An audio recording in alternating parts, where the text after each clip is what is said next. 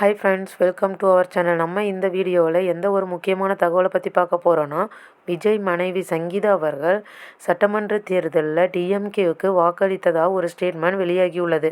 அதை பற்றி தெரிஞ்சுக்க இந்த வீடியோவை முழுமையாக பாருங்கள். அதுக்கு முன்னாடி நீங்கள் நம்மளோட சேனலுக்கு புதியவராக இருந்தால் இது போன்ற இன்ட்ரெஸ்டிங்கான நியூஸை உடனே தெரிஞ்சுக்க நம்மளோட எஸ்எஸ் ட்ரெண்டிங் சேனலை சப்ஸ்கிரைப் பண்ணி ஃபாலோ பண்ணிக்கோங்க. சரி, வாங்க வீடியோக்குள்ளே போகலாம். சில நாட்களுக்கு முன்னாடி பார்த்தீங்கன்னா, விஜய் மனைவி சங்கீதா அவர்கள் செங்கல்பட்டு குடும்ப நல நீதிமன்றத்தில் விவாகரத்து வேண்டி மனு தாக்கல் பண்ணியிருக்காங்க.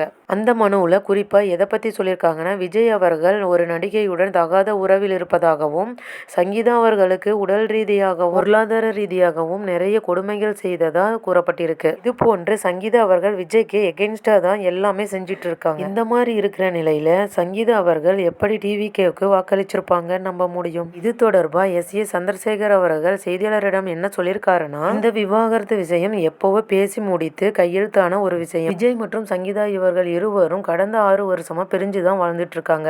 அப்படி இருக்கிற நிலையில இப்போ இந்த விஷயம் பேசப்படுறதுக்கு காரணம் எங்க குடும்பத்துல இருக்கிற ஒருத்தர் தான் அப்படிங்கிற மாதிரியும் சொல்லியிருக்காங்க. அது மட்டும் இல்லாம விஜயின் அரசியல் எதிர்காலத்தை நிலைக்குலை செய்வது தான் ஆளுங்கட்சியின் நோக்கம்.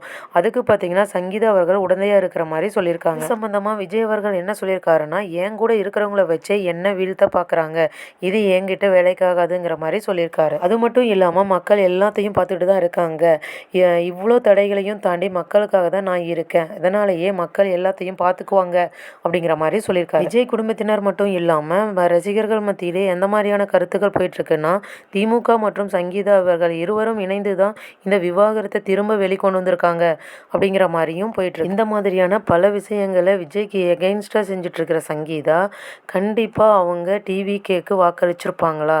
அப்படி இருக்க வாய்ப்பு இருக்கா? இல்லை அவங்க டிஎம்கேவுக்கு தான் வாக்களிச்சிருப்பாங்களா அப்படிங்கிறத நம்ம பொறுத்திருந்து பார்க்கலாம். ஓகே ஃப்ரெண்ட்ஸ், இது சம்மந்தமான உங்களோட கருத்து என்னவா இருக்குது? கமெண்ட் பாக்ஸில் மறக்காமல் கமெண்ட் பண்ணுங்கள்.